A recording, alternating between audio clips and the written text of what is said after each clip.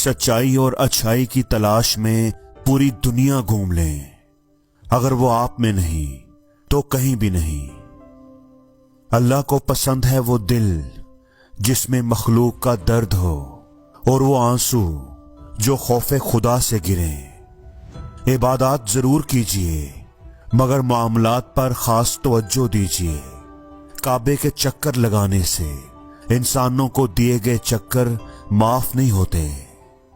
اللہ تو بے نیاز ہے، ملنے کو گھر پر ہی مل جائے اور نہ ملے تو کعبے جا کر بھی نہ ملے، کیونکہ بات ہے صرف تڑپ اور اخلاص کی۔ نفرت وہ چیز ہے جسے لمحے میں محسوس کیا جاتا ہے، اور محبت وہ چیز ہے جس کو ثابت کرنے میں زندگی گزر جاتی ہے۔ اچھے انسان کی سب سے پہلی اور سب سے آخری نشانی یہ ہے کہ وہ ان لوگوں کی بھی عزت کرتا ہے جن سے اسے کسی قسم کے فائدے یا مفاد کی کوئی توقع نہیں ہوتی۔ زندگی استاد سے بھی زیادہ سخت ہوتی ہے، کیونکہ استاد پہلے سبق دیتا ہے اور پھر امتحان لیتا ہے، جبکہ زندگی پہلے امتحان لیتی ہے پھر سبق دیتی ہے۔ ایک بزرگ نے کہا، بیٹا الفاظ جو بھی ہوں جیسے بھی ہوں، لوگ مطلب ہمیشہ اپنی مرضی کا ہی نکالتے ہیں۔ اپنے والد سے ہم کلام رہو، یوں وہ بوڑھا جوان رہتا ہے۔ خوش ہونا ہے تو تعریف سنیے، اور اگر بہتر ہونا ہے تو تنقید سنیے۔ تنہا ہونا یہ نہیں ہوتا کہ آپ کے پاس کوئی نہیں ہے، تنہا ہونا تو اصل میں یہ ہوتا ہے کہ سب آپ کے پاس ہیں لیکن آپ کا کوئی نہیں ہے۔ جس دروازے سے شک اندر آتا ہے، محبت اور اعتماد اسی دروازے سے باہر نکل جاتے ہیں۔ کسی کے جذبات کو اتنی چوٹ نہ پہنچاؤ کہ آپ کا خیال جب بھی اسے آئے اسے تکلیف ہی ہو۔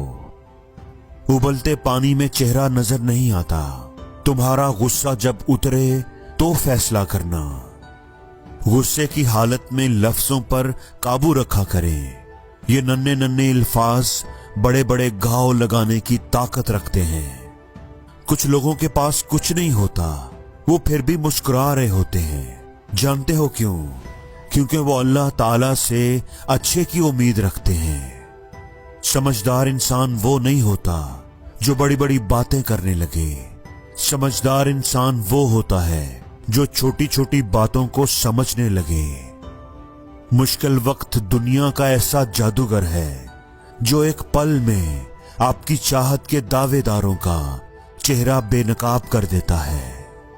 تکلیف میں صبر سے کام لو، کیونکہ سونے کو آگ سے اور مومن کو تکلیف سے آزمایا جاتا ہے۔ خوبصورت ہونا اہم نہیں ہوتا، اہم ہونا اصل خوبصورتی ہے۔ جھکو صرف وہاں پر جہاں تمہیں جھکانا ضد نہ ہو۔ تنہائی وہ شے ہے جس میں مومن اللہ سے رجوع کرتا ہے اور انسان شیطان سے۔ نماز اگر محبت سمجھ کر ادا کرو گے تو اللہ تمہیں دوسری نماز کے لیے خود کھڑا کر دے گا۔ منافق لوگوں سے تو وہ کتا بہتر ہے جو سامنے بھونکتا ہے، پیٹھ پیچھے نہیں۔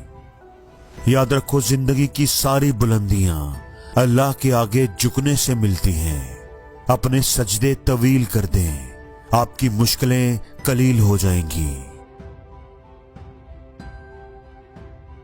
اور زندگی میں ہر روز کچھ نیا سیکھو، نیا سوچو، نیا کرو، لرن کرو۔